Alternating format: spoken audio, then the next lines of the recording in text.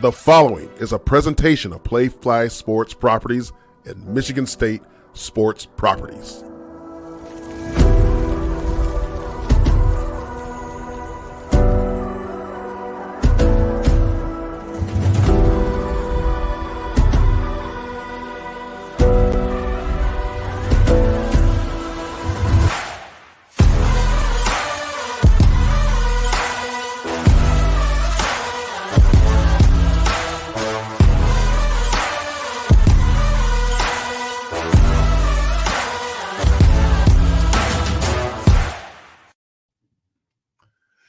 Well, hello and good evening, everybody. It is Thursday, November 2nd, 2023.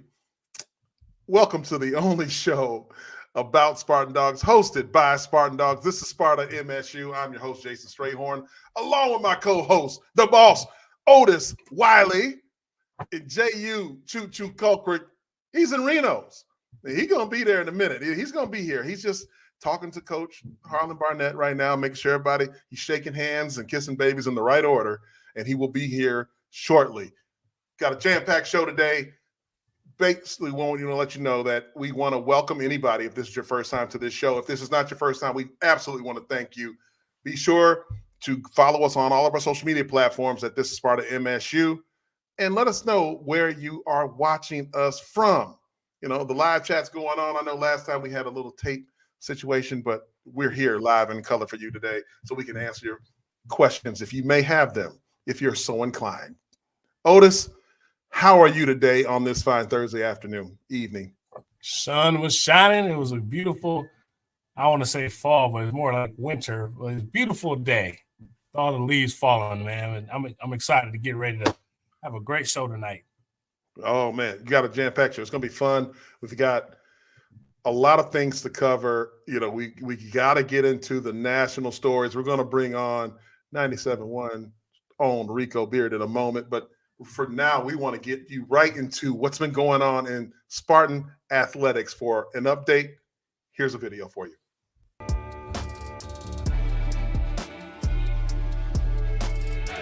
We'll kick it off with a track and field update where Michigan State was represented at the Pan American Games Santiago 2023 in Chile by Ryan Talbot, who earned a bronze medal by finishing third in the men's decathlon. Don't miss out on men's soccer as postseason play begins on Friday with a match against Ohio State to open the Big Ten tourney. Spartans are ranked third after finishing the regular season 7-1-7, and it's a full slate of action this weekend in East Lansing, as volleyball, women's basketball, and tennis are all in action. To keep up with everything MSU, check out the Spartan Brew for daily updates.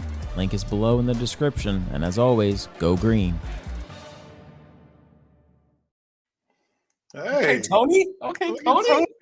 La Barbara coming in with a little smooth, silky voice there. That was really good. He got that little Key Sweat Hotel little voice, though. Why'd you bring Key Sweat up? You know, on the way to school, driving my son in, he was playing a little Key Sweat this morning. I said, Which what one? You know about Key Sweat? Which song? Which song? Yeah. Which song? You might be young, but you're ready. I said, hey, and that's taking me back to my childhood. What are we doing here? I don't know. He's in that, you know, he's starting to get a little older. You know how it goes, man. Yeah. So you want my loving, babe. I knew he was gonna pick it up. Girl, you got me touching the way on. Hey, I see you, Raven. Hey, so look, man. The Spartan Brew. Be sure to subscribe to the Spartan Brew. That's something that comes out every single day. What is about 6 a.m.? Maybe it comes a little earlier than that. It comes every morning. Yeah, you got a hot pot of coffee going, brewing. Mm-hmm. You get able to catch up on all the news updates of Michigan State athletics. Great subscription-based, platform. So tune in, subscribe, man. We want to grow that following, but it's great news for sure. Absolutely. Be sure to tune in. Just subscribe. Doesn't cost you anything. It's a lot of great updates. MSU women's basketball right now beating Davenport 86-35 right now with 5:30 left in the ball game. So we're cheering the ladies on to victory there. It looks like that's going to be an easy one for them. Coach Freilic's first game in East Lansing, man. Hometown's finest, Okemos, local.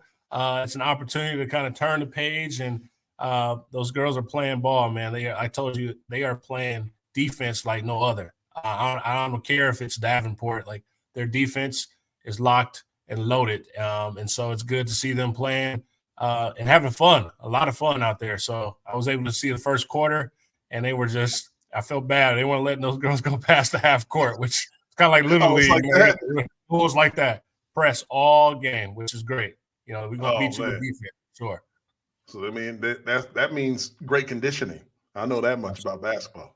You better be in shape. Be playing full court press all day long. Well, look, talking about basketball, ladies are handling their business. The men will be tipping off on Monday. They play James Madison Monday night at 8:30 p.m. Oh, it's a late tip-off, but I'll be there live in color. So hopefully, it's going to be a tough Tuesday. You can't miss Tuesday's show because of what you did on Monday night. That's the only rule we have around here. So we're all going to the game. We're watching this game, but we're all going to be right here Tuesday. No, absolutely. Look, we have a women's cross country update. They win their second Big Ten title in a row. Huge. Fourth Big Ten title in the last 5 years, Otis. How about that cross country team? Hey, we are winning championships, man. Like, I understand, football is the king here, but we are consistently competing at all sports, and our cross country team has been fearless in stacking up those championships. So I know we have a video to showcase kind of their celebration and what they win. And more trophies, more banners. That's all we ask for, right? So this is a great experience for Michigan State Athletics. Well, let's look at the video right now since you called on it. Let's see it. Welcome to the one-of-a-kind University of Wisconsin Thomas Zimmer Championship cross-country course, where those two trophies are on the line.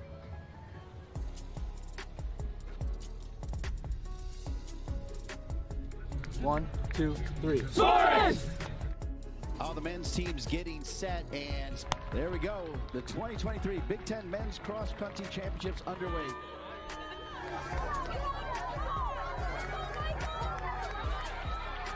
The race kind of played out how we thought it would. Our guys did a really nice job of putting themselves in a good position early and then just staying nice and calm. And I thought we executed the race plan perfectly. I thought they were outstanding today. I think the team in general is just in a really good spot. I think one of our strengths moving forward is going to be our depth. We're going to put 7 guys on the line at the regional meet who have a chance to contribute for us.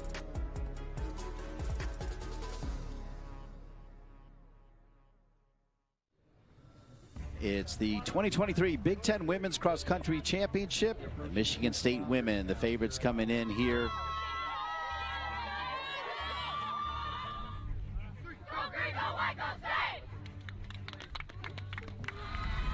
Michigan State looking to win back-to-back team titles. The Spartans are led by Michigan State's Jehuu Otis. She's been their leading runner for the last 2 seasons. Coach Bresnow really has Spartans running strong, moving into first place, a little less than 20 points ahead of the Badgers. We talk about a couple things in terms of their race plan. The biggest one is just staying in character, staying calm, composed, and competing for one another. And I thought they did a phenomenal job of that. The Big Ten's competitive, and I'm just really proud of our women and how they managed themselves today. Michigan State looking like they are going to win their 4th Big Ten title in 5 years.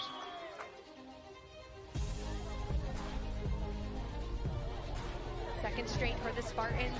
Coach Bresnow has to be pleased. 5 in the top 15, led by McKenna Dean and Jehuu Otis. They've been a phenomenal team all fall, and I know that's what we're going to continue to see from them the rest of the season. We have a lot more gas in the tank from here.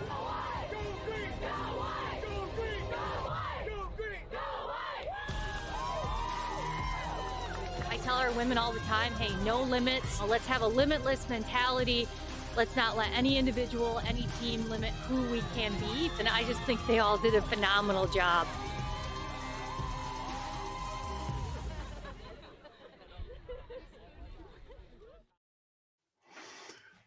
Well, special congratulations there. I mean, there he is. Dominant performance 2 times. Back-to-back Big Ten champs for women's cross country.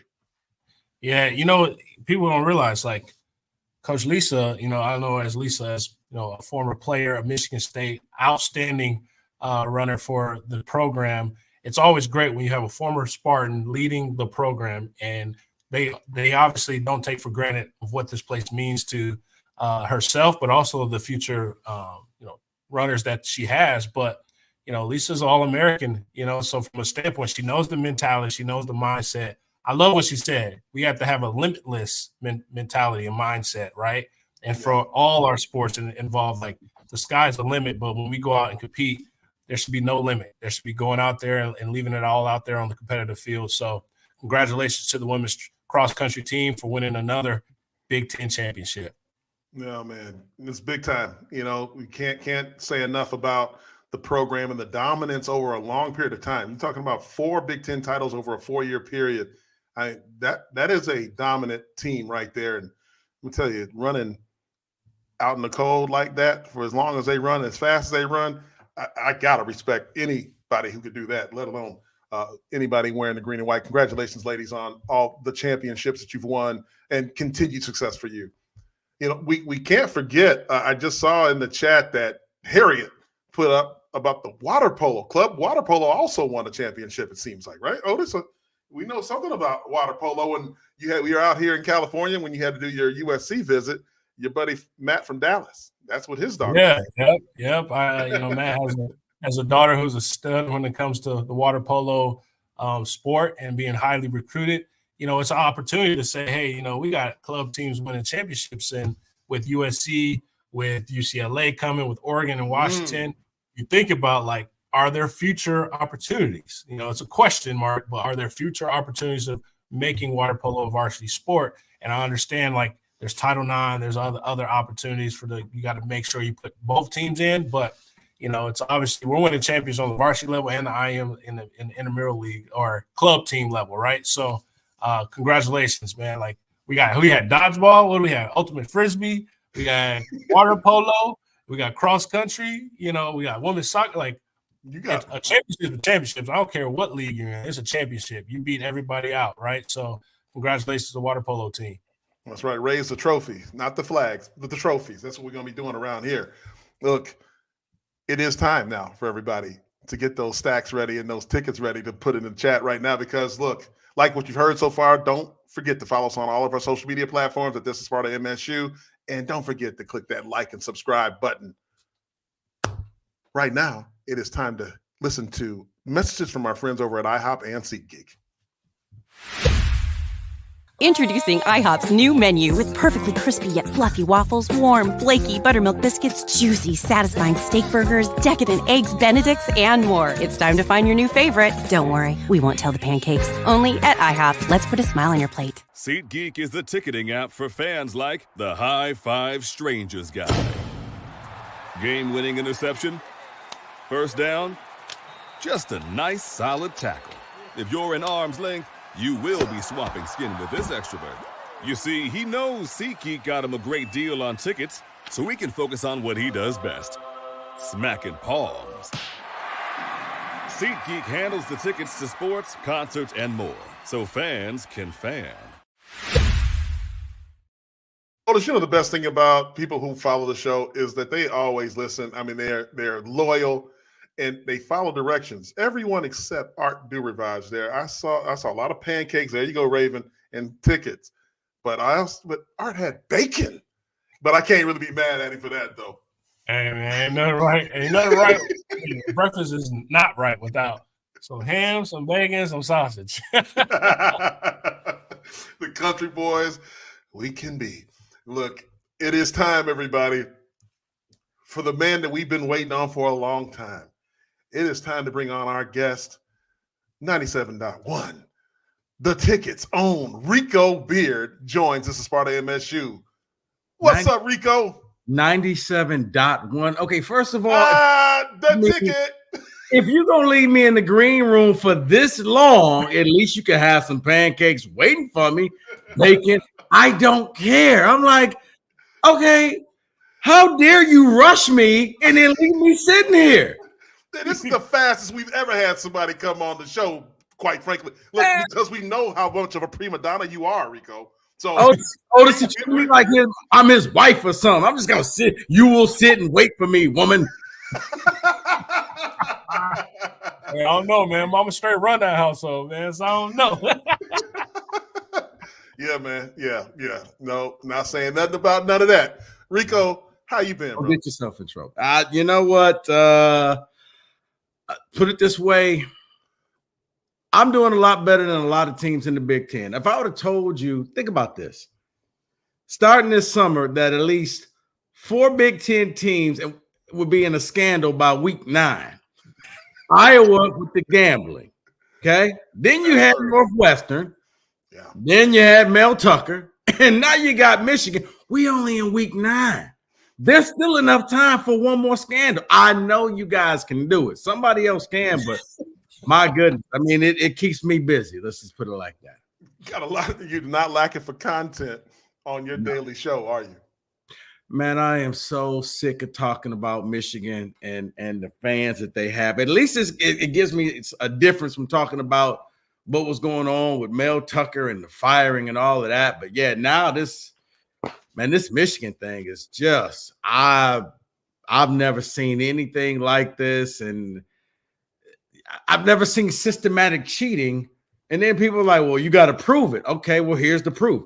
Okay, well, how do you know that's him? Okay, well, let's show him on here. He is on camera. Well, how do you? Okay, well, but the coaches don't know him. He's actually standing right next to the coaches. And they take off their headsets to hear what he has to say. And, oh, wait. I mean, when I saw that he was at the Central Michigan game, I literally thought that it was a Halloween thing. Like, all right, somebody's dressed up as him for Halloween. I get it. Ha, ha, ha, ha, ha. No. That really was him. I mean, did you really need to scout Michigan State this year? I mean, probably not. But I mean, the fact that you did, if I'm Alan Howler, you know what? The next time we play Central Michigan, you guys going to cut us a check because you allowed him on yours. You gave him a pass. We doing you a favor? You Central Michigan, man, you a bunch of bums. And we let you, you're going to pay us next time. And how long does it take for them to say it wasn't a member of their staff? I mean, you guys know it's real easy. You know who you work with. You know who the coaches are. Heck, you know who all your players are. That ain't one of our guys. Somebody's going to get fired. And then the funny thing is, guys, somebody's going to get fired at Central before somebody gets fired at Michigan. Wow. Which is crazy. It almost looks like, you know how you do a sketch, right? We're looking for the suspect. Right. The way he's dressed on the sideline, it looks like a sketch of like, have you seen this man? Right. It's like wanted. You got the spy glasses on that's recording stuff to the cloud. Like, I mean, yeah. And then once they found out, have anybody heard from this man? Is he still around? Is he still alive? I haven't heard from this man. Yeah, we need a proof of life, don't we? So he's been relieved of his position at Michigan, or put on suspension, or what? I think what was it? What was the official? I mean, he's on suspended with pay. Suspended with pay, because they got a reimbursement for all those travel, all those tickets he bought all over the country. You know what suspended with pay is? That's vacation, fellas. That means I ain't got to show up to work and I'm still getting a check. Trust me. If 97-1 said you suspended with pay, I'm on the next flight to someplace warm.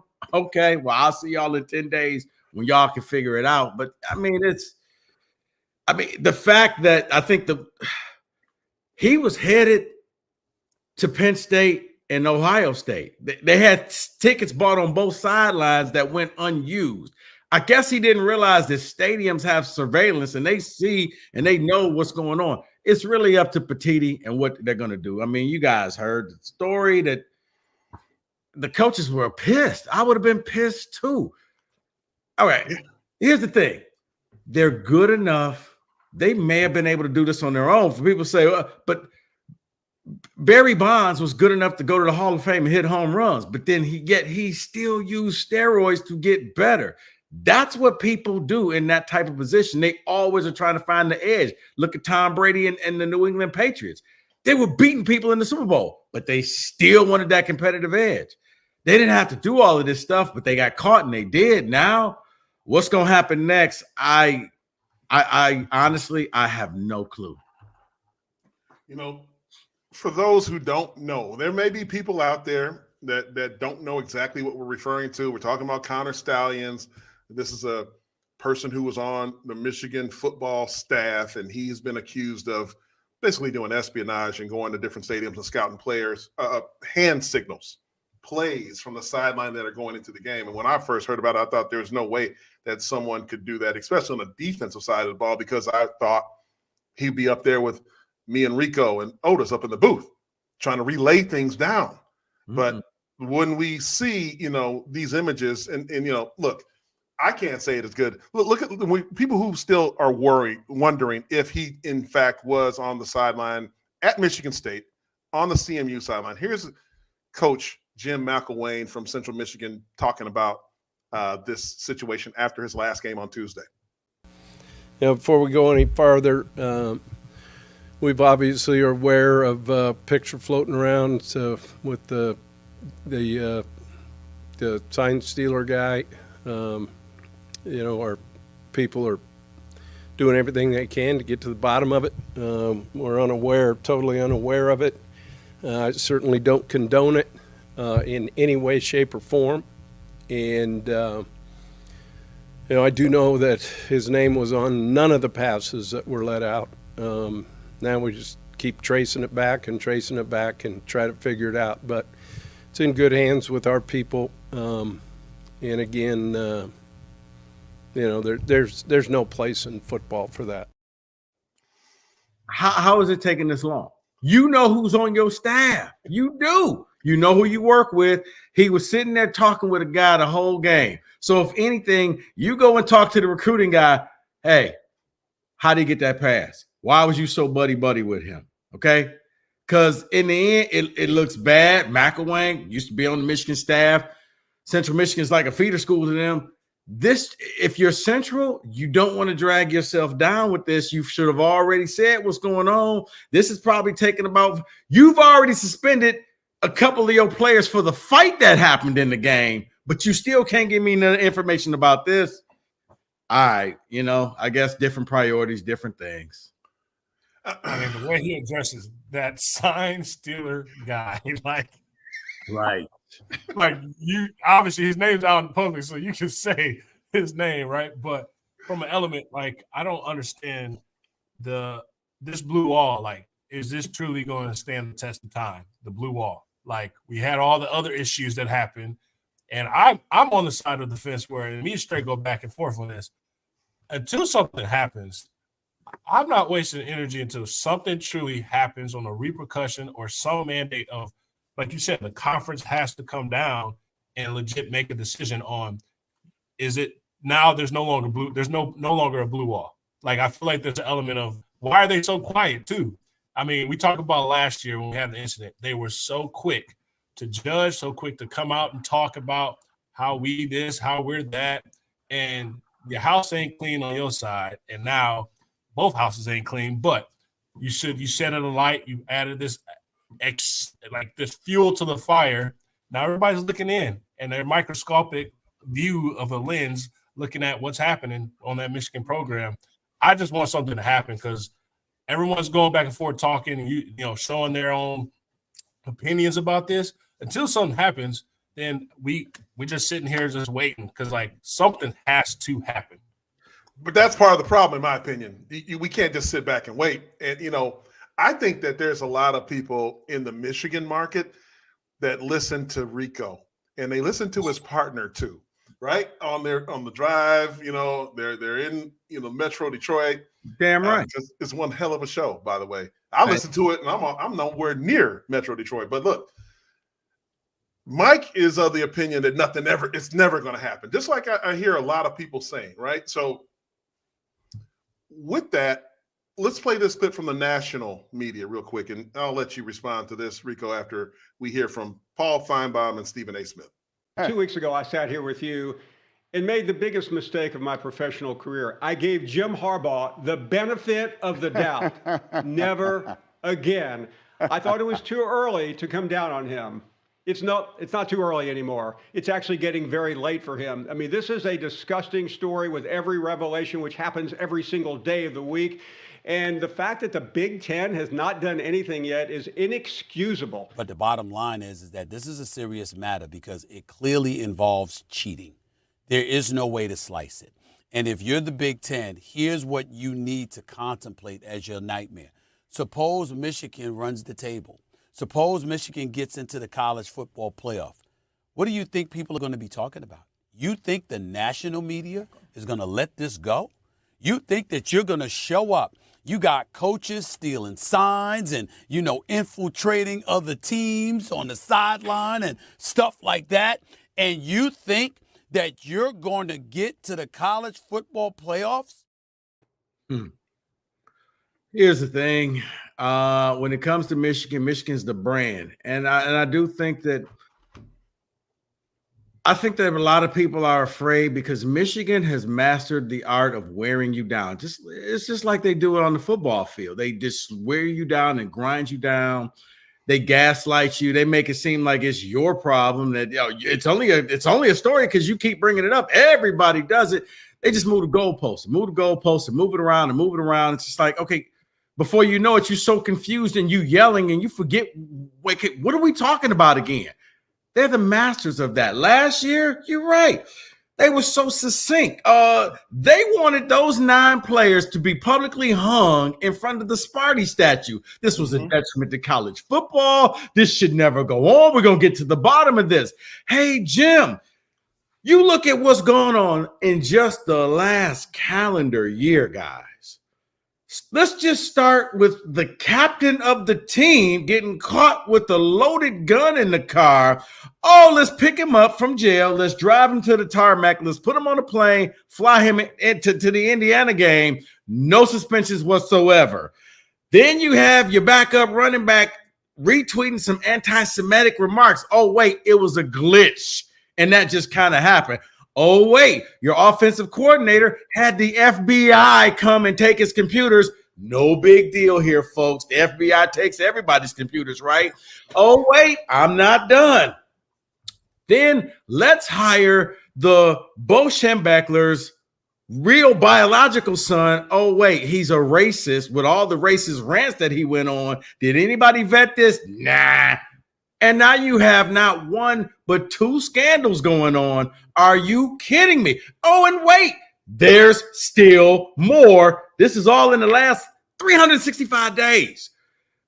I don't know if you saw the video of a low-level assistant guy who apparently was soliciting, trying to get a 13-year-old girl drunk. Like, are you kidding me? This is all, I'm not making this stuff up. I'm not being a hater. But I just think it's cute because Otis is like, the blue wall. Like, bruh, yeah. That wall is about 1,000 feet high, fortified with bricks and mortar, and it's got steel beams, titanium. Right, it's got everything. That thing's never coming down because people know. Pat Fitzgerald got fired for the hazing incident that was going on at Northwestern. Northwestern came out and said, we do believe that Pat Fitzgerald did not know. He still got fired. Okay. But for this, it's like one thing after another. The beauty of Michigan is, and the one thing I'll applaud Jim Harbaugh, he doesn't care. I just do, and I let you guys react to it. I don't care. I'm going to deny it. I'm going to go to my my Halloween party. I'm gonna do whatever I have to do. And then when you got a president in Santa Ono who basically, if they had a mascot at Michigan, he would have a fist fight to put that head on and be the Wolverine. He would. I just see him every day, just calling him, hey Jim, good morning. How you doing? Go blue. All right. You call the president a fanboy? Yeah, because the president calls up the prosecuting attorney in Washtenaw County. Hey, Eli, did you see that game last night? Yeah, we were awesome, weren't we? Yeah, way to go trying to get all those Michigan State players suspended. And then I'm kind of glad you dropped all the charges the day their season was over. Yeah, if it was such an egregious crime, Why did everything get dropped the day it was over? You know what? I forgot what the question was. I'm just rambling. Listen. Hey, it's that fireplace in the background. I got him hot right now. Yeah. No, it looks cozy over there. Hey, man, come on, man. Can I get that invite? Look, can we? Don't even. I'm messing with you, man. I say, don't make me put your business out here on the net. Yeah, don't get fooled by that little cozy background stray guy. Don't get fooled. Right, he owns a lake.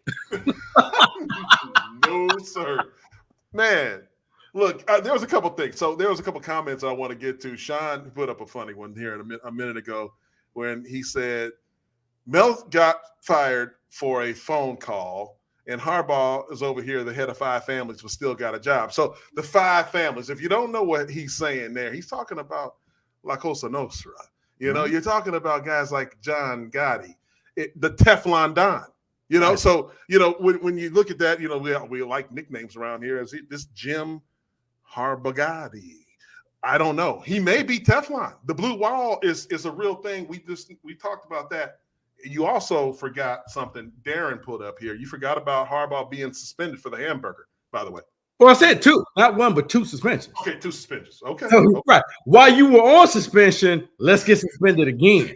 But, you know, well, it was just a cheeseburger. No, it wasn't a cheeseburger. Remember, Herm Edwards got fired for recruiting during COVID. Like, I'm not making this stuff up, folks, but that's just it. They will gaslight you into thinking, oh, that's just you. No, Herm Edwards got fired from Arizona State. Now, here's what's keeping his job. I've said this before, and I always say it. Winning is the ultimate deodorant. It's the ultimate sanitizer. When you win, your fan base doesn't care. Look at Georgia.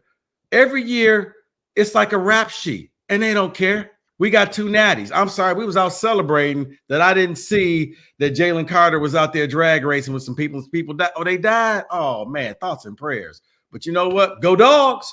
That's all they care about. I mean, let's be real. When you're winning, your fan base doesn't care. When you're losing, when you're Brady Hoke and you put Shane Morris out there because he got a concussion, oh, my goodness, you got to be fired. But if Jim does, Jim's done all this stuff, and you got a president who would fire himself before he would ever even think about firing Jim Harbaugh. Now, if Michigan was smart, it's very simple. You know that nobody's going to come after you. You are Teflon.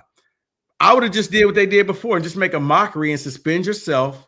And then, I mean, they're the only school I know that suspended their coach and turned it into a positive thing. Hey, we're giving all these assistant coaches a great opportunity. Well, why are they there? And it's bad. Right. Your coach got suspended. I would just say the next 3 games, you know what? Purdue, Penn State, and Maryland. Jim's not going to be on the sideline again. Come back for Ohio State. Because the Big Ten and the NCAA and the College Football Playoff Committee is begging one of these teams, if you would just beat Michigan, you would make our job easier, because then we won't have to have that difficult decision. Do we keep them out the playoffs? And then people are like, well, you know, you can't fault the players. I'm like, actually, the players are benefiting. Guys, if all of a sudden I'm running a drug cartel and I'm kicking you guys money and I'm buying you cars and I'm buying you, taking you on trips, you know that the money ain't clean. So when I get busted, you just as culpable. You benefited from this. They've sent people to New York, Aiden Hutchinson, Blake Corum. They got the campaign to send JJ now. And I'm going to tell you right here, right now, he ain't on my Heisman. He won't be on my Heisman because you cheated. Your school cheated. I can't put you on my Heisman. I'm sorry. Call me whatever you want. Go out there, and if you do, Michael Penix Jr. didn't have all the extra help like you had. So you are benefiting. You are. I mean, so miss me with that whole, well, you got to feel sorry for the kids. It's not their fault. They knew. They're benefiting from all of this. They've learned the system. You've all seen the video when my man puts up the finger and then everybody else knows what he's doing. It's like, guys, you're systematically taught this. So yeah, you're all wrong. And this is the cover-up that's worse than the crime. Had you just stepped forward and said, all right, you got us, we're guilty, fine. You could have suspended yourself before the Michigan State game because you was going to probably win that game. You're going to probably beat Purdue. You're going to probably beat Penn State because James Franklin's an idiot and he can't coach. You're going to probably beat Maryland. So you could have suspended him for 4 games and the story goes away. Just like Mozzie could have been suspended for Indiana and we never talk about it. Yeah. Yeah. Hey, look. I mean, the victimless, the idea that there's a victimless crime going on here, that guys didn't really benefit. You can't punish the kids. Well, 80% of the players on this team did benefit the last 2 seasons, but going to the college football playoffs, man. I mean, when you do that, Coach Saban used to tell us, when you win championships, more guys get drafted. It's kind of people don't really assume. They think, oh, well, they must have the better players, but not always. Necessarily guys who have 12-year careers, but they get the opportunity because they win. And Otis, I'm going to ask you this. You're a guy who plays on defense. I like to hear the defensive perspective.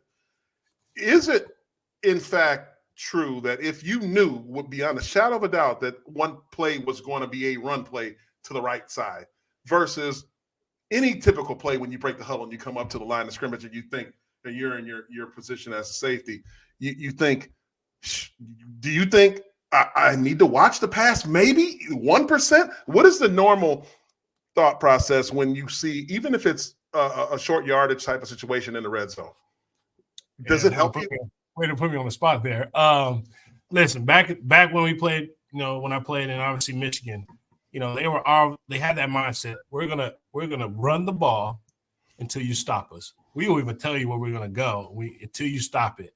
Now, nowadays, if I know exactly that this is an outside zone, this is a sweep, this is a pass, like obviously I know where I'm gonna be at, and I know which routes happening too. If I'm coached well enough where we know their signals, we know what they're changing, we know their adjustments, we know their audibles.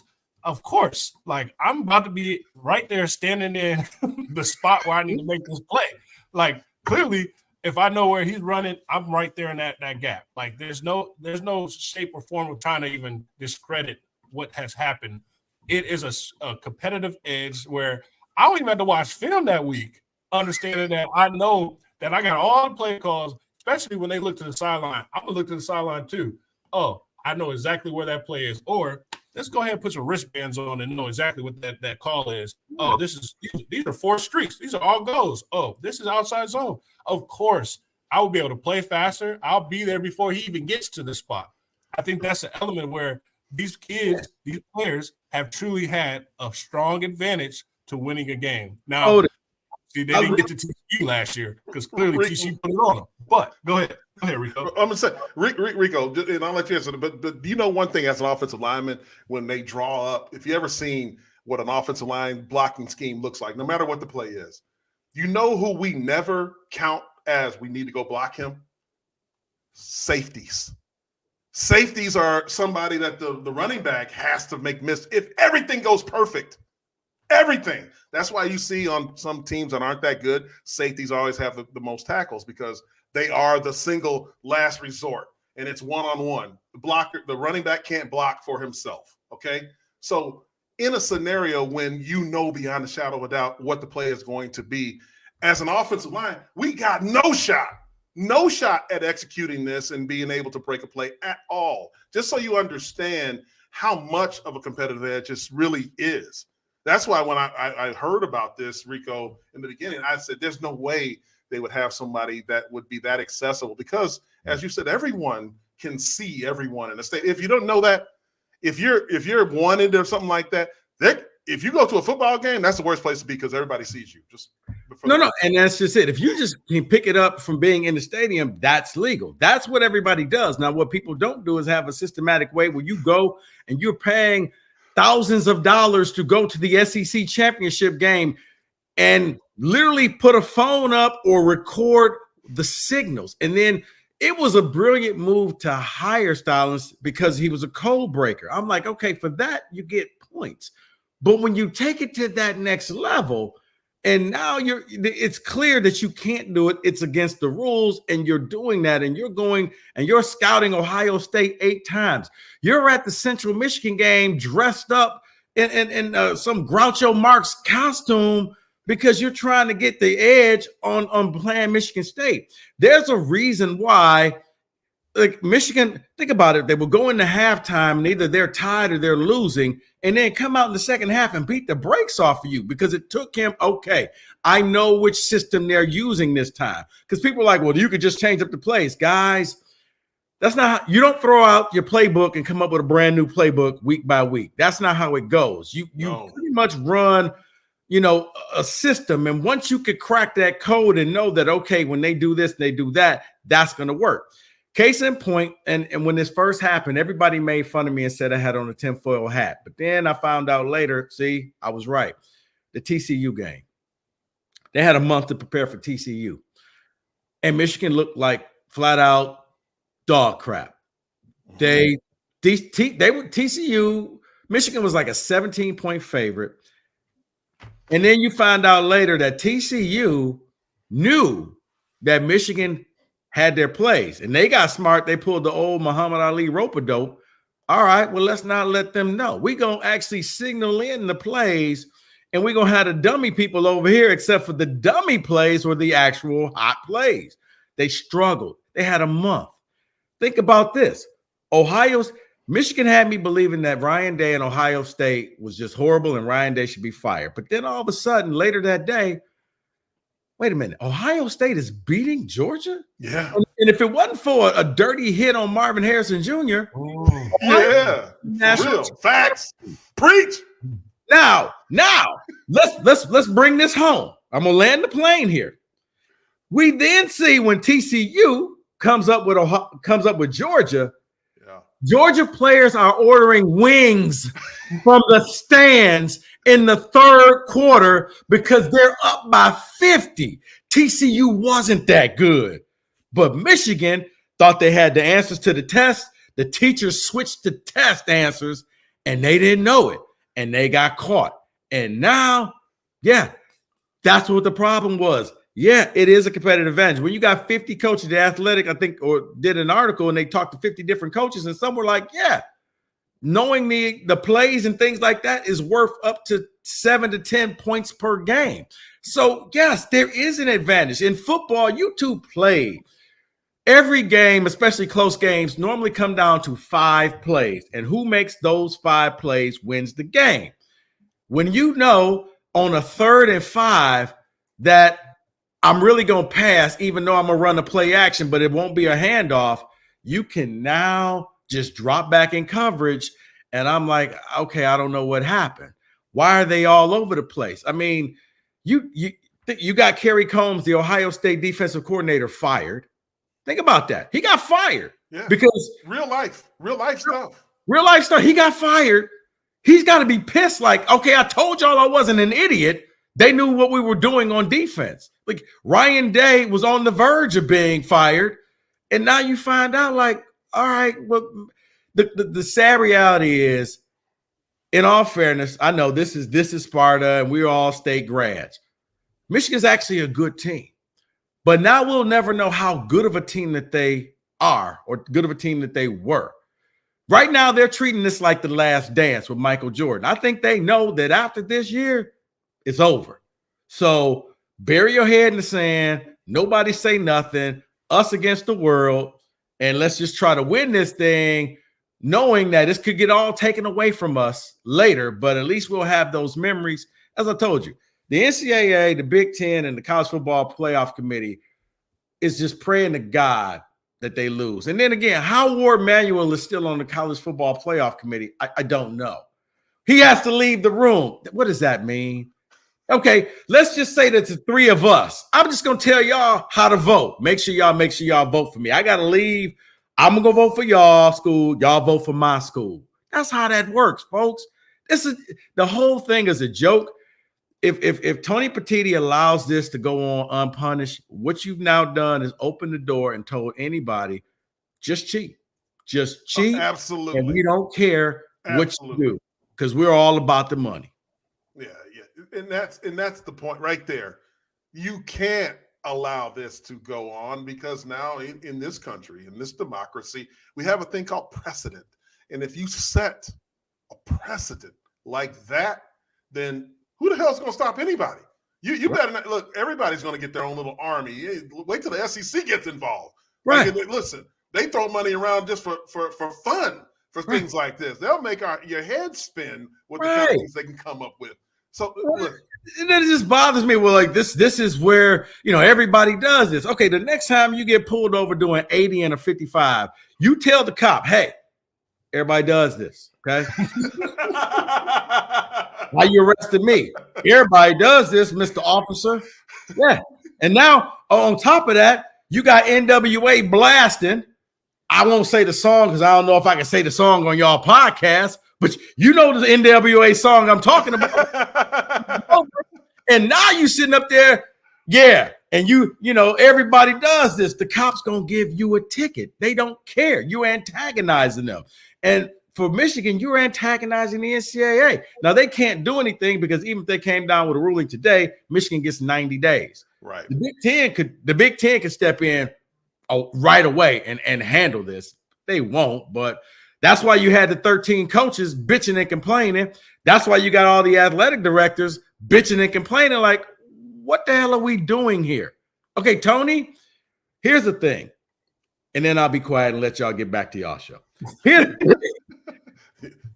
If you want credibility, you have to do something. Because if you do nothing and you're 4 months into the job, you now become a substitute teacher and nobody will ever respect you. If Jim Delaney was here, he had been here for so long, he probably could have said, guys, I'll get to this when I get to this, because he had a history. And we all know Jim Delaney cared about 2 teams and Michigan was one. Yep. For Petiti, you got 13 teams. You got 4 more teams that's about to come in. Your house is not in order. If you allow Michigan to get away with this, you will lose respect. And I got a feeling they're going to be looking for a new commissioner next year. Because if I'm the other teams, I'm voting your ass out, man. You ain't sticking around here. You only care about one team, not me. Fire being spit by Rico Beard right now. Listen. I think y'all asked how I'm doing. I'm doing good. You're going to be all right. Yeah, man. Yeah, Steve Smith. I gotta say everything I can because I only get to come on here like once every 2 years. Come on now. Look, Y'all gonna be you are always welcome. The top 10 people. Once a week. You want to be a partner on the show? Come on in here. Let's see if 97.1. You know what? I'll have my agent call my agent. Okay. All right. Big time. See how big time do. When we grow up, Otis, this is who we want to be. Otis, you know what? Otis, just don't let this man fool you. Do not let this man fool you. Please. And on top of that, he pretty much got his 2 sons out there. Like, y'all gonna take care of me and your mama in a few years. So y'all go out there. You said it. Y'all gonna take care of me and your mama so we can keep this lavish lifestyle going. Right. Look, and does it take any kind of investment for a parent to be able to get? You're crazy right there with that. Does it take a lot of investment for parents to get the kids where they are? Absolutely. And we as parents love our kids, and that's what we do. Like all this other stuff, this stuff like that's going on now is absolutely nuts. When I talk to other parents, about this recruiting process and this whole NIL and all the transfer portal, man, it's actually scary, Rico, when you really understand what it is like to have a child in the home or a couple children in the home that are getting recruited at this level. Coaches don't go through parents. Coaches want to talk, and like the best recruiters, they really want to get to the kid. And see, I would figure the opposite because I would talk to the kid because I don't relate to you. Heck, man. Well, that's why. The last time I watched one of those music shows, I didn't know anybody on the show. I knew Janet Jackson. She was getting a Lifetime Achievement Award. It was some $, this, that, and the other. Like, we run out of letters? We just got to use symbols now? Everybody's a baby. Little baby, big baby, baby. This is what I'm saying. When people, because I know we want to get to a major subject matter, and that's that Urban Meyer discussion. The reason that I am telling you guys, and not the stuff about like what I know from the administration level and all that stuff. I'm talking about just football, okay? The players in that locker room, you just said it, Rico. I can't relate, right? You can't relate to what they're doing. Neither can Urban Meyer.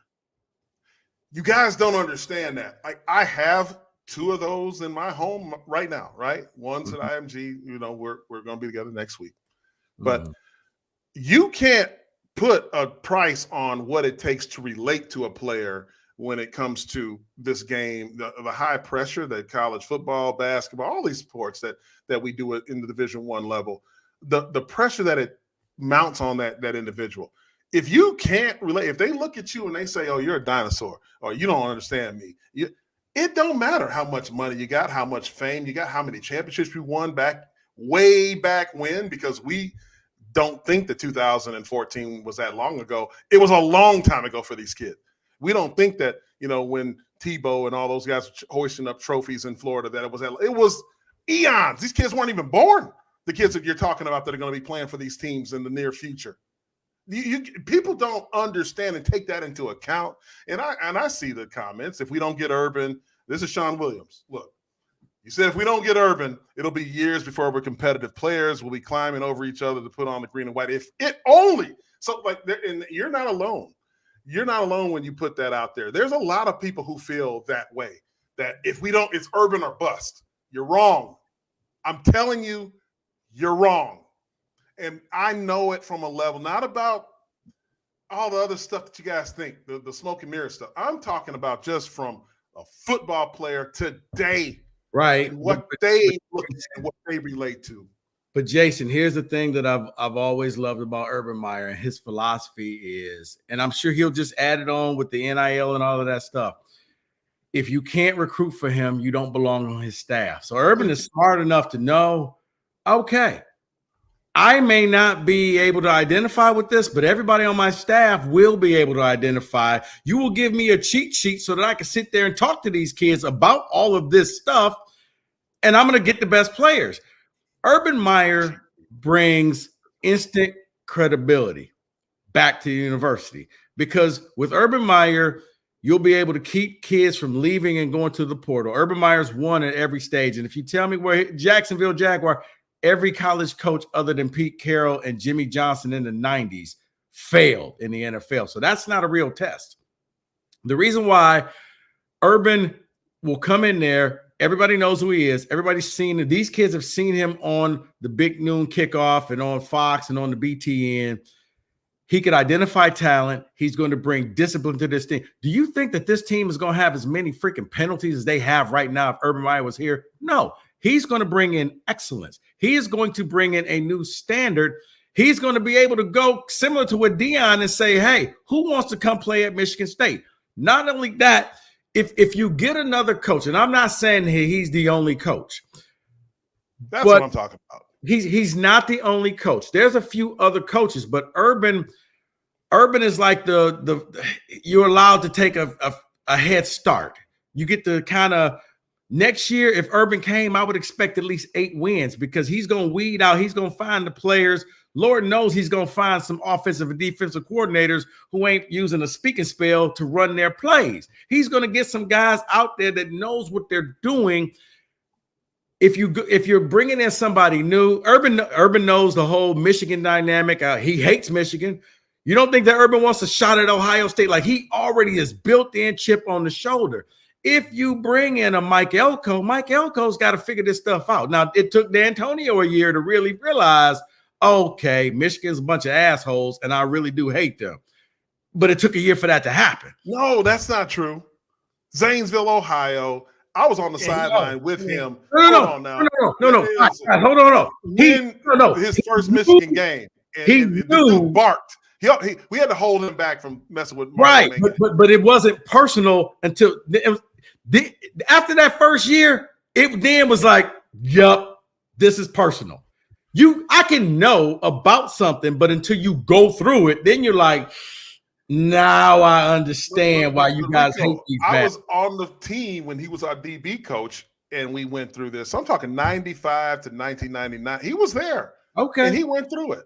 But I know what Mike Elko doesn't have that. Absolutely not. So do we have enough to take a guy who's making $7 million a year at Fox right now?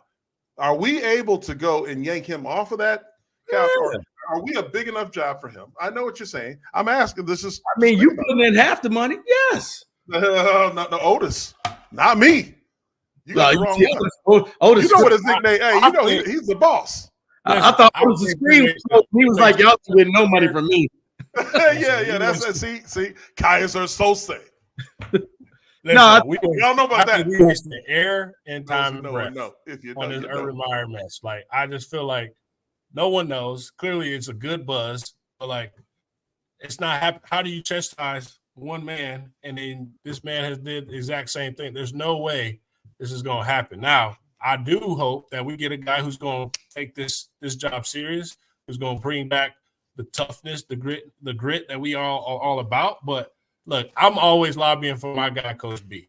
Like, if you give Coach B a full, clean slate to get his guys in here and truly get the respect back to where we need to be, I mean, look, I could be living in this fairyland, but I'm praying that we don't get Urban Meyer. Now, I get it. It's all about the clout. It's all about getting the recruits. But, like, so you're talking about Barnett? Yeah, I'm talking about Coach B. Like, I'm talking about Coach B. Okay, here's the problem. Because I thought that Barnett could, and I love Harlon. I do. But he needed to hit the ground running. And when I hear him saying that, well, 4 games in, well, now I got to start being tough. That means you didn't come in enforcing, saying, this is my job. Mel Tucker's gone. I'm running this my way. That it took you 4 games to really show who you were. It took you 4 games to really put your imprint on it. And I know I feel bad because he was thrown in a horrible situation. I don't fault it. I don't blame him for nothing that happens this year. All right, let me please get that straight. Nothing. He was put on that point right there, Rico. Do you think that maybe he was been told to act a certain way because of the? I don't know. You ain't get the keys to the kingdom. Like, you're the interim. You don't get the keys to the kingdom. To make but I look at it like this. I've never been a head coach, but I've been in situations where I was the temporary fix, and my rationale was, well, if that's the case, I'm gonna do things my way, and I'm gonna make you tell me I'm fired. I got nothing to lose at this point because you're gonna get rid of me if I'm the interim guy. So let me not come in here and just be all passive, because when everybody's gonna say, well, you know, that was Harlon. That was the reason why he lost. No, he's not the reason why they lost. They lost because of so many other things. But if you're Harlon, I just wish it's why I think there's only a few people that's going to be happier when he wins his first game. I mean, seriously, it was the only reason why I came to the Michigan game, because I just wanted to be there if that was his first game. I really want him to get that because this man is a nice man. This man is a godly man. This man does a lot of things, and I really want him. I want success for him. Bad situation. I don't know if, unless he's willing to come in here and say, I'm cleaning house and I'm bringing in my guys, I'll listen. That's the only way. I mean, but if he tells me, give him a clean. Yeah, right. If he tells me, well, there's a couple, get out. But you got to clean complete house. But I mean, how you gonna sell Harlon Barnett? Because a lot of fans are so myopic, they're not going to see the bigger picture like you guys. You can't sell Harlon Barnett to people. Season tickets are going to go down. Nobody's going to show up because it looks as if you didn't care. It looks as if you didn't try. Now, if Harlon, and this is what frustrated me so much. This is why I got so angry over the Iowa game and the Rutgers game, because if you were Harlon and you got this team to a bowl game, you were in the mix. Because if you would have got them to 7-5 in all this chaos, I would have been like, you know what? You went 5-5 in those 10 games that you had. You could take the next step and I'll make you one of my finalists. But when you piss away 2 leads in the fourth quarter, it's just like with penalties and interceptions in the red zone, And then 4 weeks later, you're like, okay, I think I know what the problem. Like Harlon, we all saw the problem 3 weeks before you did. That's the problem. That's where fans are going to be at. But, as Otis said before, we've been talking about this. Winning does solve a lot of problems. And if, you have all those things line up, as Otis talked about, like if everything lines up, he can clean house and bring his own staff in, maybe winning does it. Like, I don't, like, obviously, you understand how I feel and what I know about Urban Meyer. Like, I just don't think that that's a viable option. Okay, I think. Let me. Y'all keep saying that. Let me say this. Okay. There's enough people. How could I put this? There's enough people with money who have entertained this idea. And until I hear Urban Meyer go on his Fox show and say, guys, I'm not going anywhere. I'm not going to Michigan State. Because think about this. Everybody has heard about all of this rumors. But you know what they don't talk about on that pregame show? They talk about a lot of stuff. They will never bring this up. That tells me he's told them, we can't talk about this, guys. No jokes, no nothing. I mean, there's no jokes. There's no nothing like, oh, we know you're going to be in, Spartan. No. We've all been there where, whether you up for a job or something and you let certain people know, hey, I don't have it yet, but kind of keep this between us. Now, when he goes on his show and says, there's no way I'm going to Michigan State, then the dream is over. But for right now, it's still a dream, yes. But I do think that there's enough people working behind the scenes. Ironically enough, it reminds me when Jim Harbaugh came to Michigan. And people said he's never going to leave the pros to come coach Michigan. You don't go that route. That's going backwards. And they worked in silence. But one day in December, boom, there he is at a press conference. I'm not saying that Urban's going to get hired, but what I am saying, there are enough people working in the background, and until Urban tells me he's not interested. Background, okay. Look, Harbaugh. That just talk about that situation there when he was in the NFL. He's the first guy that I've ever heard of in my life who coached his team to a Super Bowl, and within 3 years, I think it was inside of 2 years, as a matter of fact, that very franchise tried to trade him to Cleveland. Yeah. Okay. There's a difference between what Urban Meyer is and to pros and all that, what he's had and his success, than what Harbaugh was when he was a coach there. He did come backwards. And I myself went through a situation with, Nick Saban, right? We all know the stories of Nick Saban. He's told people, I ain't never going to that job. And I know that's ingrained in everyone's mind and their heart that says that maybe he's lying about this. But when you say what the things that are going on in the background, I would ponder this. I would say this because I happen to know some of these guys that have the deep pockets. I happen to know. So what could be is just how you feel that they're going to be doing. It could be Urban playing this thing too. It could be.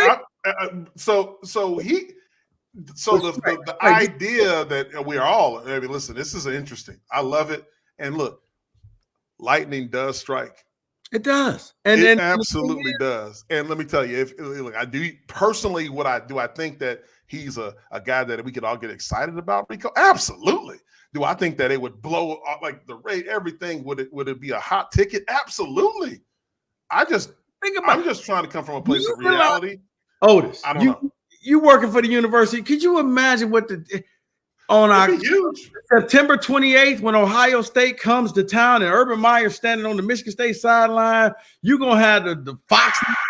You're going to have NBC. They're going to be fist fighting to who could broadcast this game because they know. We're scheduling Colorado. Now, here's the thing. And that's the other thing. I seem to remember one coach who got up on a Saturday and told a group of alums, I'm not leaving Colorado. Speaking of Colorado, 24 hours later, he was on a plane headed to East Lansing. So I don't believe what coaches say, well, I'm not interested. Because all that means is throw a few more zeros on there and we could talk. I would put it at about maybe 35% of how I feel about Urban coming there. Okay.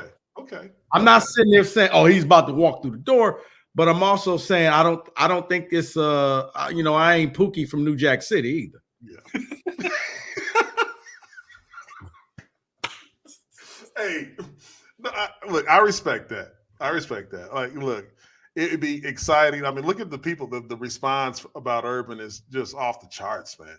It's absolutely off the charts, and I think you're 35%. That's fair. I know. Look, I listen, think Camperoni. Somebody told me Camperoni went from 38 to 18 today, or something. Well, I don't follow that. Good for him. Well, Rico, what is it going to take for us to close out a game to win? It's like that's really. There's been games where we clearly are controlling the entire momentum, the entire game until we get to the last fourth quarter. But what is it going to take for this weekend to rally just to get a dub? And then you've been in it, so you've seen it. You've seen bad Michigan State football. You've seen great, right? But what is it going to take? Okay, am I allowed to speak freely? I mean, yes, you guys do the color. You're great Rico Beard, baby. Still watching though. G's still watching though. Right. Well, yes, he is. Otis. Do your thing, Rico. Okay. I think when I hear it's a quarterback competition. No, it's not. It's not a quarterback competition. Harlon, you got to do the right thing. You've already wasted the freshman's year. He can't redshirt. Levitt is the guy. You see a spark when he comes into the game. He actually realizes that you can run the ball. Now, he's made some mistakes because he's a freshman, but I'll allow that because he's new. But when I saw Hauser, I felt like I was sold a bill of goods. Like, people told me how great this kid was, and I'm like, I don't see it. You know what? I give him another game. I still don't see it. I give him another game. I still don't see it. Put him in there. Now, in order to win the game, when you're Michigan State and you're not as talented as other teams, you can't turn the ball over in the red zone. Guys, if you look at Iowa, if you look at Rutgers, heck, if you look at Minnesota, if you're about to score, you got to come away with points. You can't give up points. You're not that good. You can't have dumb penalties where it's almost like, my God, if it's a big play, I'm looking on the ground for a flag and waiting for the referee to say holding on number 58, and it comes back 15 yards. You can't do that, or you can't shoot yourself in the foot, and you can win games. Now, Nebraska, to me, is a 50-50 game. There were 5 50-50 games when Harlan got this job. It was 4. And I'm like, it was 5. And I'm like, if you can win 4 of those 5, you'll go bowling. Well, you lost at Maryland, but remember, you turned the ball over about 4 or 5 times against Maryland. You had Iowa until you turned the ball over. You had Rutgers. You were up 24-6 at Rutgers. Yeah. Fourth quarter, literally, I had to go to a wedding, took a shower because I'm like, well, I'm good. Come back downstairs. What the hell just happened? I was only gone for 6 minutes. How are they losing? You turn the ball over. I went back. You can't do that. I know it's hard to say, but you have to play perfect football, or you can only have at least 1 turnover and try to have maybe, 5 penalties or less, because you're not good enough right now to overcome those things, especially going out there with an inexperienced quarterback. Guys, if you got that quarterback that's him, if you got Michael Penix, if you got Caleb Williams, you got one of those guys, they can overcome mistakes. Yeah. You go out there with a redshirt freshman and a true freshman, you got to help them out. And receivers, you got to catch passes, and you got to be on the field. I mean, you got to become one. And right now, unfortunately, Otis, I know I'm giving you a long answer. I'm sorry. Special teams. Oh, you good? Oh, don't even get me started. Special teams, man. We wasting a kicker. You actually have a kicker. Yeah, that's an NFL kicker. It's a 58-yard field goal, and you still, man, I'm sorry. Right now, unfortunately, I see 85 free agents playing. I see 85 people playing for themselves, playing for either the portal or playing. I don't see a team. And that's the problem. They're not rallying together. It's not an us versus the world. Like Michigan, with all this stuff, it's going to be us versus the world. For them, I mean, a lot of the fumbles come because a guy, instead of just going down, trying to look sweet and make that extra move, and he fumbles. It's like, congratulations, you got 2 extra yards and you lost the fumble. So what did you really gain? Man, Rico, we got the same mind. I can't stand that. When I see them fighting for extra yards, it's like, hey, man, just go down. Well, just go down. Just go down. Give us it's a first down already. We good. We get to do this 4 more times. Right. You did. Like you really thought you was gonna out-juke these other 5 players. Okay. I mean, we're already like right in the middle of this Nebraska breakdown at this point, Otis. You know, we're looking at what's going to happen on Saturday, right? You got Rico. Are you going to be at the game? Please tell us that you're going to grace us with your presence. No. Like I said, I will be at the game because I really do want to be there when Harlon gets that first victory. Because I know how much it's going to mean to him, and I want to say that I was there when he got it. I'll be there. Thank God it's a noon game because I can come back and watch some real football. But yes, I will be there, and hopefully this team could go out there and score and you know, stop running this. Look, man, it just I know I'm over exaggerating, but I swear to God, it feels like it's just a Tecmo Bowl offense. Like they run 4 plays and you could just pick between these 4 plays. It's like, give me something. Use what you got to move the ball down the field. And I don't think that's like a really good coordinator uses the talent that they have on the field. If you got a mobile QB, you put a lot of mobile plays in. If you got Connor Cook was the king of the back shoulder throw. And so they put a lot of those plays in there. And that's how MSU won games. If you got a quarterback that can throw the ball deep, okay, we're going to run a lot of go routes. But it's almost like you're trying to make these kids fit your pattern instead of making the pattern fit the kids, if that makes sense. No, that's 100%. That's why I was saying we were there in Minnesota. I was like, listen, we got guys, but we're not giving them the system to support who they bring their talent to the field. Like It's an element. Like now the defense has turned a full complete chapter and page of like hitting you in the mouth, creating turnovers. And in the system like that, I feel like Coach B has done a great job. Now, when you got other guys that's coaching that is not your guys, clearly you may be in there scratching your head when he was a position coach, like, what are we doing? But like you don't have the full keys to the kingdom until you have a few games where it's like, you know what, go ahead, do what you need to do. Like you got somebody over you already managing that. So I think there's an element to where like I'm not a clout chaser. And I just made a comment in the chat. Like, I don't never chase for clout. I'm not the first one to sit here and take this news and go viral to say, hey, you know, I'm putting the fresh news out without the facts. Like, until it happens, it happens. And to whoever here, I'm going to support. But Coach B is doing a hell of a job of the management of the team, of what he's been given, the cards he's been dealt. And I feel like Spartan Nation has failed to realize, like, this man has truly has a dumpster fire he has to full out manage without even having the time to focus on the X's and O's. Like, It's just like now, it's almost like how they say you dress for the part that you want. It's like, okay, quit being their friend, go be the head coach.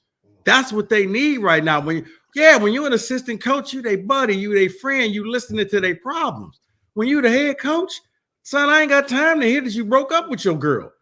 Don't drop the pass next time, or I'll get somebody new in there and keep that thing going. That's like I said, I was really hoping they made a bowl game, because then I thought, you know what, Harlon would be a candidate for this job. But I just think that whoever, if it's not him, I hope that the next coach keeps him on, because I think you owe him that. Because I think he was put in a situation that if any Spartan gets angry at him, I tell my co-host all the time, and you can get mad at him all you want.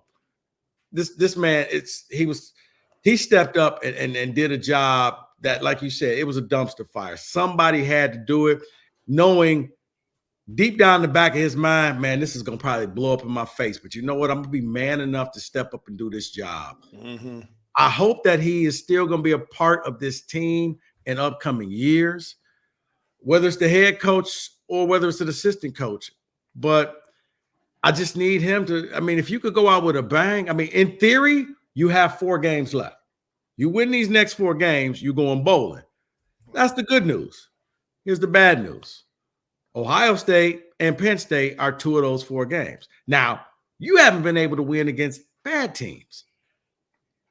You ain't played against Marvin Harrison yet. You ain't had to go up against Chop Robinson yet. So, yeah, you can't have mistakes. You got to play perfect ball, and you got to make plays. When you get it up, when the receivers get it, you got to catch the balls. You got to score the touchdowns. Absolutely. I mean, this is fire commentary, man. I mean, look, we can't do nothing but respect that. And it looks like, looking at what's going on in the chat, they love what both of y'all are saying. Everybody on this. About this chat, is it? Oh yeah, we ain't got the access. You gotta go to YouTube. Look at the chat. You gotta go over the comments in private chat. Then you got the comment. You see those? Oh, okay. Y'all like, what are y'all talking about? Okay. Nice. Yeah, it's something.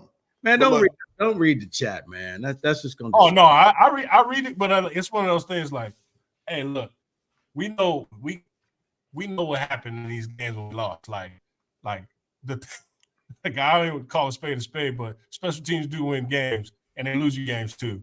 And these games we have lost because of some special teams. I'm be honest with you guys. The 2 maddest. There's 3 games that has just sent me over the wall as a State fan, and I love it when I get to watch the games at home because I can put on my State paraphernalia and just root hard, and I ain't got to be in the press box. That's why I like being down on the field because I can at least, But the Iowa game that they played and they lost, I was just beside myself because you were handed a victory. Yeah. Cade McNamara goes down in play number 3. The football god said, "This is your night, national TV. You get a chance to win this game." It upset me. Last year's Indiana game still bothers me when I think about that we couldn't kick a field goal from the 2-inch line. And it was still that field goal cost them a bowl game. Yeah. And then the other game was Iowa when they played Iowa in basketball and they pissed away the lead, like a 10-point lead. That was scary, right. Yeah. And I remember because the guy came and he was actually installing that TV behind me. And I was just like, bruh, you know what? You can just pack this up and take it back to the store. If I want that juju on my TV. Right. This is a bad luck TV. You can just take this back. Man. Hey, Rico, when is your show on, man? 97.1. Like what time is it on every Monday through Friday? I'm glad you're my friend, man, that you still asking from 2 to 6. It's been 2 to 6. Hey, look, I'm just waiting on the invite. I'm just saying, that's look, Otis. He's used to going 4 hours a day. You talking about you ain't been on frequently. We just here trying to wait for the invite. Well, we don't do guests on the show, but I got one. We can be the first. You know what? I've had Jason. I got a pod. I can bring you on there because it's on the show. It's so quick. Like I wouldn't have had this forum to say all of this stuff because it's like in 10-minute segments and then we move on. But I'll have y'all on the pod anytime y'all want to come on because I do the pod with Howard Griffiths. So yeah, we good to go. Okay, Otis will do that. I'll do that. That's right. We ready to roll, baby. We expected Chew to be here as well. We'd be here for real 4 hours if we did have a fourth person on this podcast right now. But man, I think that this has been great for everybody. I know that we got a lot of stuff we can go even deeper. We can go for about 8 hours. I'm sure of it, Rico. So you're kicking me out right now? I think we're signing off. Listen, I want to give you the floor because we don't get a chance to see Rico as often as we would like to. Because believe me, we would like to have you on every week if we could, but we will just give you the floor right now because until we meet again, people are going to anticipate this next one, the third one, by the way, even more than they did this one. And this looking at the chat, it's been awesome. So Rico, tell us your thoughts right now where we are with Michigan State football. and everything that's involved with the Big Ten right now. Just beat Rico for a minute. All right, man. Here with Michigan State football, you're at a crossroads. You thought you had something with Mel Tucker. He went 11-2. He had all this photo shoots with the cars and all of that stuff, and it amazed me because now everybody's turning on him. Oh, we have photo shoots and dog. Yeah, you was all loving that stuff. The Tuck coming, well, it had a different connotation now, but you're at a crossroads. Yeah, 12-team playoff is coming next year. It's another reason why I'm like, if you get the right coach, the Big Ten is doable because next year, with the new schedule coming out, Oregon is the only new team that you're playing. But you got to remember, Bo Nix is probably going to the pros. Like the Big Ten is losing all their quarterbacks, where Drew Aller will be probably the second best quarterback in the Big Ten, and he's not that good. Mm-hmm. Kyle McCord and Drew Aller, everybody else is going to be gone. So the time is there that it's going to be no dominant team. I mean, Caleb Williams, he's going to be gone. Michael Penix will finally leave after his 12th year in college. So, you're at that crossroads where that's why I really feel you can't get some developmental coach and say, well, give me 4 or 5 years because you'll be back in the Stone Age. You have the $30 million athletic facility being built. You have all of this stuff. You've already paid money before to a coach. You can't go cheap now. If you do this right, and I'm not saying that Urban is the only guy, there's other coaches out there, but you got to get somebody who can run an offense, who can score points. Defense comes later, but offense can set you up right now. You got to make the right hire, because if you do this the wrong thing, if you bring in your version of a Rich Rodriguez or a Brady Hoke or another John L. Smith, you're going to set yourself back. And this is the wrong time to be set back, because Michigan State is a top 15 university. You need to be one of the big boys, because you're going to lose fan interest, and it's basically just going to turn into a basketball school or, every other sports school but football. Football will be something that you go to until Midnight Madness happens. I remember those days when I was a student. I don't want to see that again. I like the fact when football is dominating all the way up until January. I want those days back. Got to get the right coach. You got to get the right coach who can bring in the right players. And yeah, you know what? Unfortunately, I don't know if the next year's quarterback is even on this roster right now. You need somebody who can hit the portal, who can go out and attract people to come to Michigan State. That's the biggest thing. So yeah, the program, it's at a crossroads. You do it right, and you back next year. You do it right, you can win 8. You can go 8-4, maybe 9-3.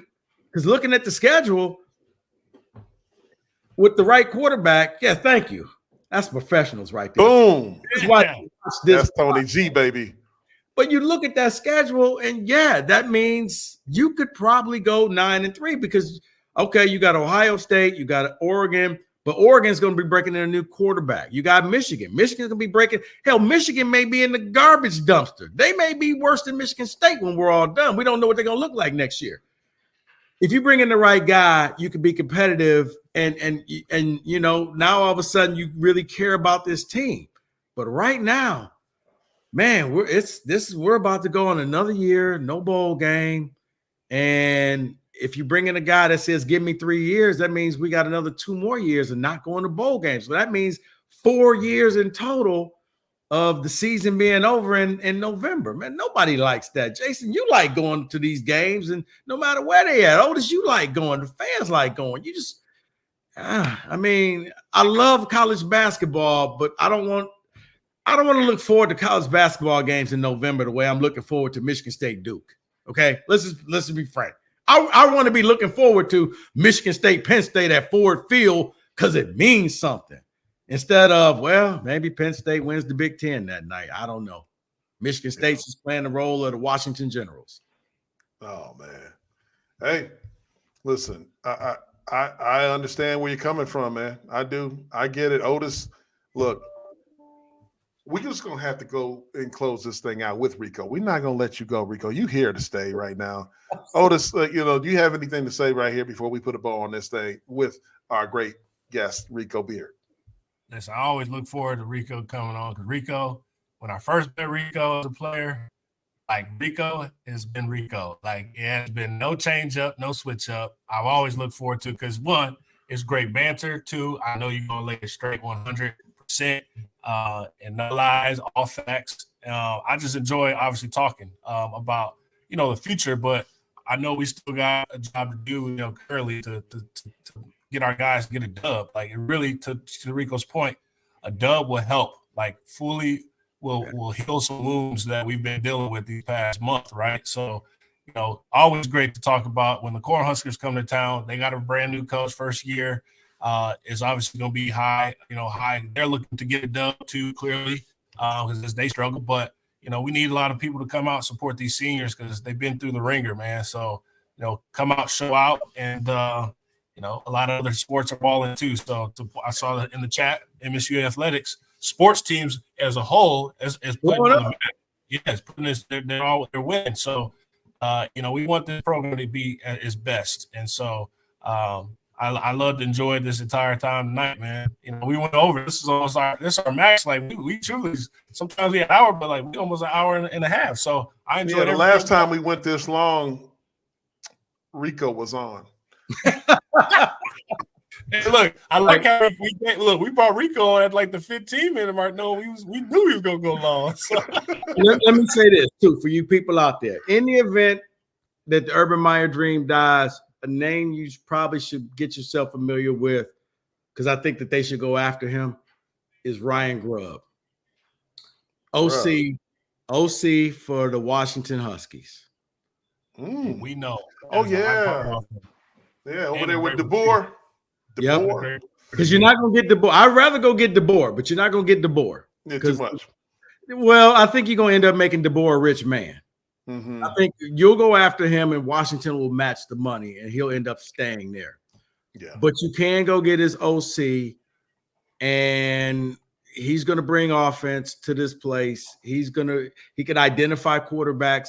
He can come up and design systems for his quarterback. Grubb is a guy that I think Spartan fans should start getting themselves familiar with. I like that. I had some calls from NFL guys today, man. And, one name that came up that I've heard before that people don't really know, it's on no one's radar that I've seen is this guy by the name of Jed Fish in Arizona. I keep getting this, and these are high-level guys. Him. He's doing some stuff out in Arizona, and real quick, their facilities are horrible. They're horrible.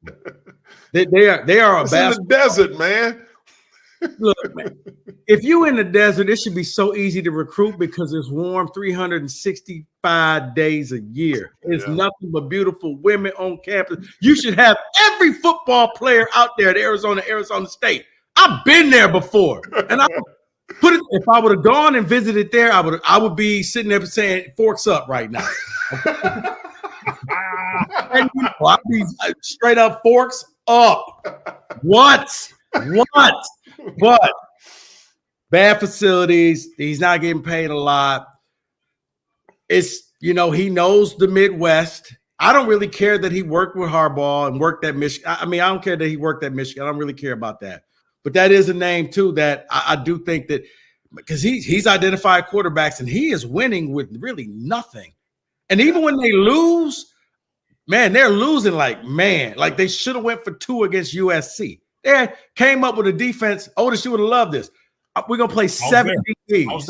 I was there at that game. Okay. It was unreal. Right, nobody does that, but he was like, "That's what I mean when I say use what you got." So straight. I'm not mad at that one. Mm-hmm. Yeah, well, I thought Stray's gonna say Dan Campbell. I swear, I thought, boy, I tell you. Dan Campbell. Listen, man. Hey, man. Hey, anybody who could cry like that and talk like that, man, he's on. He's a favorite too, but he ain't leaving the situation he got. He got a damn Super Bowl to win. You heard it here first. Look, Rico, this has been awesome, man. Look, you get it better than most, and we really appreciate you, man. Look, I'm just gonna keep you on here like I promised we gonna do.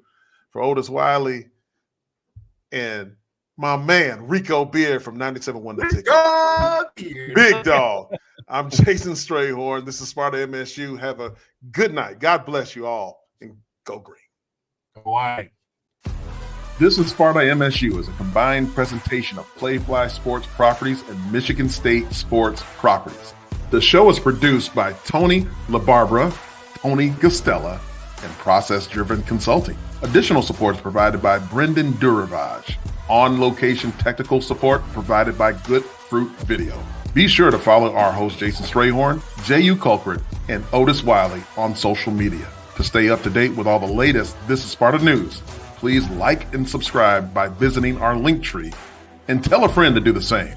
Thank you for your support, and as always, go green.